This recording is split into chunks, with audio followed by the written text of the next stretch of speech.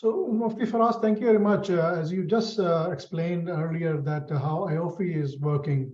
So, need to understand a bit more that what is the process behind AAOIFI in terms of setting the standards, and what is AAOIFI's responsibility? Accounting and auditing is one, but we understand that's also Shariah standards. And what's the acceptability of AAOIFI along with wider different sects, different the Madhabs? And then my next question relating to that is again differentiation between Shariah scholars who are guiding Islamic finance and my Mufti in the mosque, the Imam that I follow.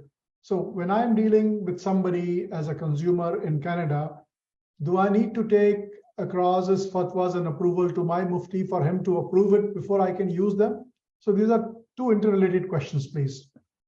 Yeah, sure. So on the first question, AAOIFI addresses multiple things: governance, accounting, ethics, as well as Sharia, right? These are all the areas, and auditing as well. Auditing, accounting, governance, ethics, and Sharia. These are all the areas which AAOIFI addresses and does a phenomenal work. In terms of its acceptance, day by day, more countries are accepting and making even AAOIFI mandatory by financial institutions, right? But it is the gold standard. There's 2-3 institutions. You have AAOIFI, you have IFSB in Malaysia, and some other organizations which are playing a leading role to guide the development of Islamic finance globally. So what we should do is support such institutions who have really put in, like AAOIFI has been existing since 1990s, 1991, if I'm not mistaken, it was officially launched. And it's headquartered in Bahrain, but people from across the world are having an input in AAOIFI and supporting AAOIFI and involved in the research with AAOIFI. So it's been there for 30 years, over 30 years now. So such an institution with so many great scholars who've done so much great work, it only makes sense to support that work. And if you have anything, AAOIFI has a very open kind of policy. If you as a student of knowledge or a scholar has something you don't understand, you have a question, you can always email AAOIFI and ask them the question. This is a beauty.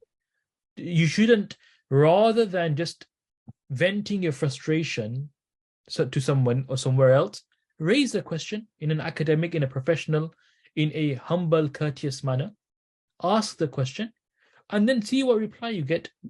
فَاسْأَلُوا أَهْلَ الذِّكْرِ إِن كُنْتُمْ لَا تَعْلَمُونَ. That's what Allah has taught us, that you ask the people of knowledge. Now, with regards to your second question about the local scholar, we always encourage and advise to respect ulama, wherever they are, whoever they are. Your local imam deserves just as much as respect as anybody else.